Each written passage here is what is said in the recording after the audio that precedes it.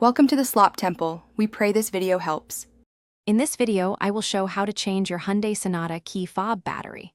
First, gather your essential tools: a small flathead screwdriver and a fresh CR2032 coin cell battery. A clean, well-lit area is crucial to avoid misplacing tiny components. Always consult your vehicle's owner's manual for any model-specific details or warnings before you begin. This ensures a smooth and successful battery replacement process. Now let's open the key fob. Look for a small notch or seam, usually located on the side or bottom edge of the fob. Carefully insert the tip of your small flathead screwdriver into this opening. With a steady and gentle twisting motion, pry the two halves of the key fob apart. Be careful not to use excessive force, as this could easily damage the plastic casing or internal components.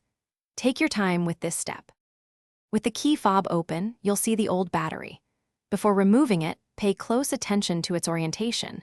Typically, the positive side, marked with a plus sign, faces upwards. Gently pry out the old CR2032 battery using your screwdriver or fingernail. Now, insert the new CR2032 battery, ensuring the positive side is facing the same direction as the old one. This is a critical step for proper function. Finally, let's reassemble and test. Carefully align the two halves of the key fob and press them firmly together until you hear a distinct click, indicating they are securely fastened. Double-check that all buttons feel responsive and the case is completely closed without any gaps.